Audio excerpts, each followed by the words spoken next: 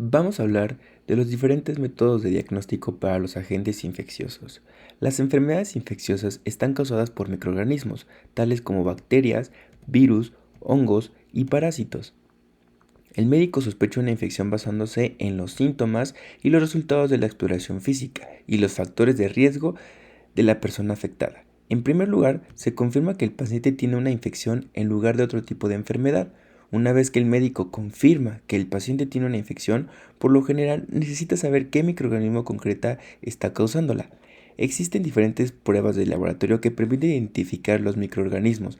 Se utilizan muestras de sangre, muestras de orina, muestras de esputo, muestras de heces, muestras de tejidos, muestras de líquido cerebral espinal y las muestras de mucosas de la nariz, de la mucosa de la garganta y la mucosa del área genital.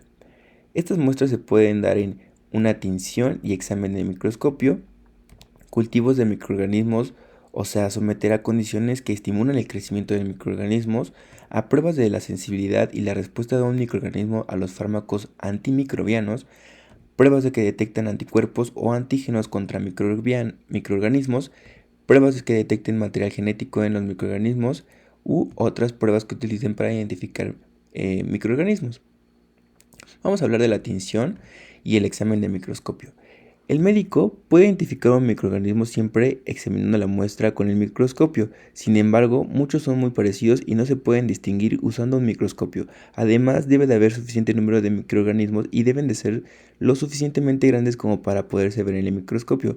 Por ejemplo, los virus pues son un poquito demasiado más pequeños.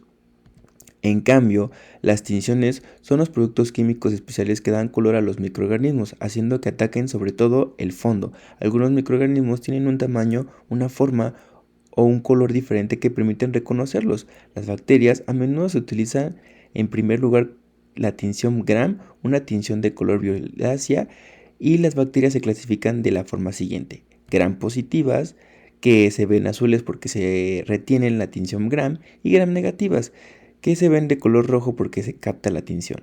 Esto permite que tomar algunas decisiones con respecto al tratamiento en función de la bacteria responsable, sea Gram negativa o positiva.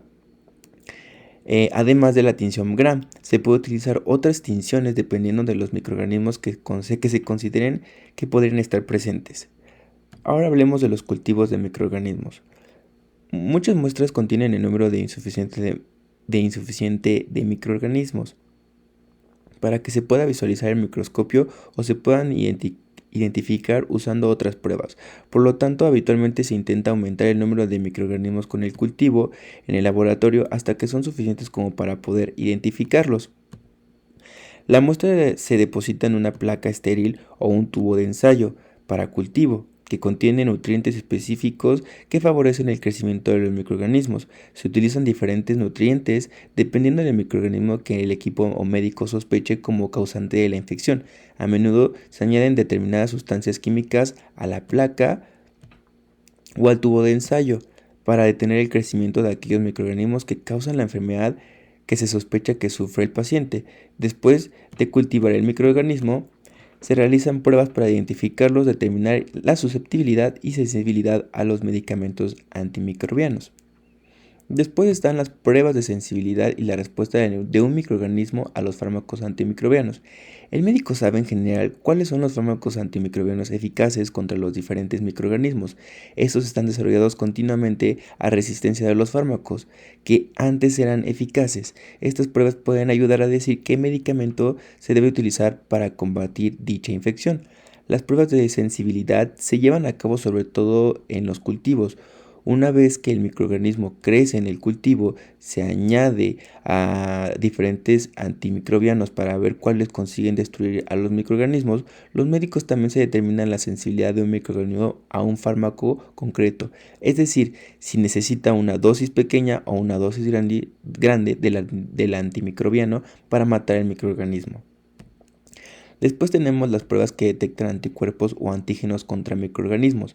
Algunos microorganismos, como la bacteria que causó la sífilis, no pueden cultivarse. Para diagnosticar dichas infecciones se pueden utilizar diversas pruebas denominadas pruebas inmunológicas. Estas pruebas detectan uno de los elementos siguientes: anticuerpos y antígenos. Vamos a hablar de las pruebas de anticuerpos. Estas se realizan generalmente sobre una muestra de sangre del paciente. Un anticuerpo reconoce y va dirigido a la sustancia extraña específica antígeno que desencadenó su producción, por lo que cada anticuerpo es único. Se forma frente a un tipo específico de microorganismo. Si un paciente posee anticuerpos frente a un microorganismo particular, significa que ha estado expuesto a este microorganismo y ha producido una respuesta inmune. Sin embargo, debido a que muchos anticuerpos permanecen en el torrente sanguíneo mucho tiempo después de que se haya resuelto una infección, el hallazgo del anticuerpo contra el microorganismo no significa necesariamente que el sujeto todavía esté infectado. Los anticuerpos pueden permanecer de una infección previa, debido a que no son necesarios entre varios días y algunas semanas. Para que el sistema inmuno produzca suficientes anticuerpos para ser detectados, el diagnóstico de una infección puede demorarse. Las pruebas de anticuerpos realizadas inmediatamente después de que el paciente contagia la infección a menudo son negativas. De esta manera, se puede obtener una muestra de inmediato y varias semanas más tarde otra para ver si han aumentado los niveles de anticuerpos. Si los niveles de un anticuerpo son bajos en la primera prueba realizada después de que el paciente contagie la enfermedad, el aumento de estos niveles varias semanas más tarde sugiere que se trata de una infección activa actual o reciente. Y las pruebas de detección de antígenos. Los antígenos son sustancias que pueden desencadenar una respuesta inmunitaria en el cuerpo. Los microorganismos presentan antígenos en su superficie y en su interior.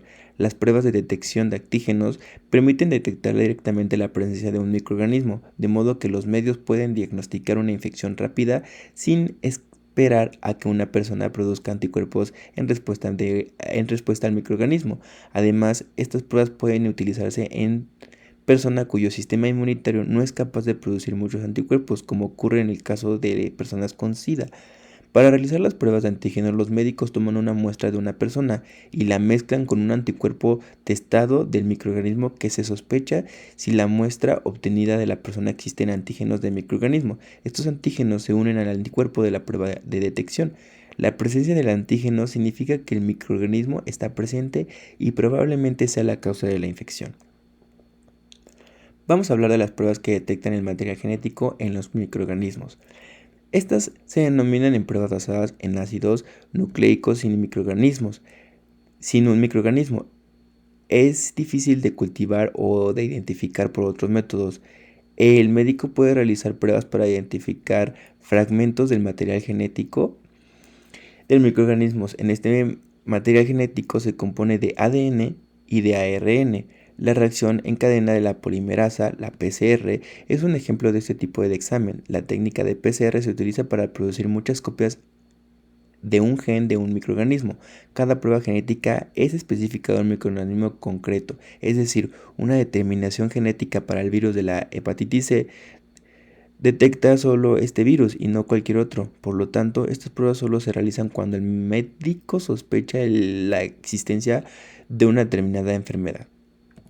Y por último, tenemos otras pruebas utilizadas para identificar los microorganismos. Son pruebas de identificación no basadas en ácidos nucleicos. Estas pruebas se denominan así porque no se basan en la identificación del material genético del microorganismo, que consiste en los ácidos nucleicos, como ya sabemos, el ADN y el ARN. Por ejemplo, se pueden hacer pruebas para identificar lo siguiente: las sustancias en las que el microorganismo puede crecer o crecer mejor cuando se cultiva, en enzimas producidas por microorganismos que ayudan al microorganismo a infectar las células o a propagarse a través de los tejidos más rápidamente, y otras sustancias que presentan el microorganismo, tales como las proteínas, ácidos grasos, que ayudan a identificarlo.